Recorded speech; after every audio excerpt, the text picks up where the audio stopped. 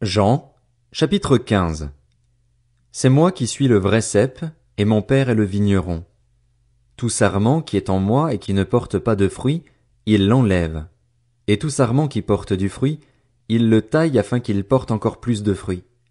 Déjà vous êtes purs à cause de la parole que je vous ai annoncée. Demeurez en moi et je demeurerai en vous.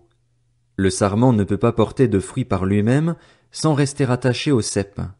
Il en va de même pour vous si vous ne demeurez pas en moi. Je suis le cep, vous êtes les sarments. Celui qui demeure en moi et en qui je demeure porte beaucoup de fruits, car sans moi vous ne pouvez rien faire.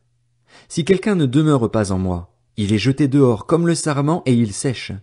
Puis on ramasse les sarments, on les jette au feu et ils brûlent.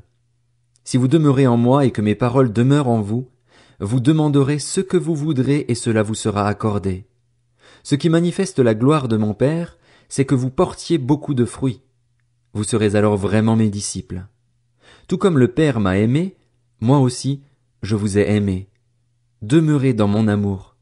Si vous gardez mes commandements, vous demeurerez dans mon amour, de même que j'ai gardé les commandements de mon Père et que je demeure dans son amour.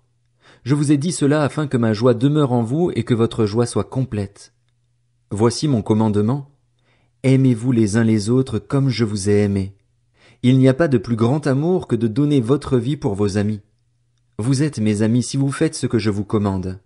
Je ne vous appelle plus serviteur parce que le serviteur ne sait pas ce que fait son Seigneur, mais je vous ai appelé ami parce que je vous ai fait connaître tout ce que j'ai appris de mon Père. Ce n'est pas vous qui m'avez choisi, mais c'est moi qui vous ai choisi, et je vous ai établi afin que vous alliez, que vous portiez du fruit et que votre fruit demeure. Alors, ce que vous demanderez au Père en mon nom, il vous le donnera.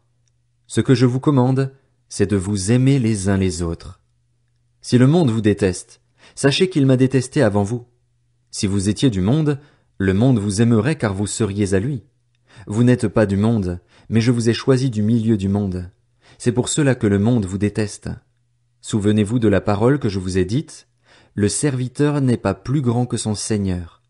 S'ils m'ont persécuté, ils vous persécuteront aussi.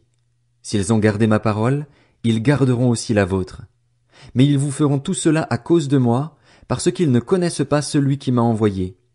Si je n'étais pas venu et ne leur avais pas parlé, ils ne seraient pas coupables, mais maintenant ils n'ont aucune excuse pour leur péché. Celui qui me déteste déteste aussi mon Père. Si je n'avais pas fait parmi eux des œuvres qu'aucun autre n'a faites, ils ne seraient pas coupables, mais maintenant ils les ont vus et ils nous ont détestés, moi et mon Père.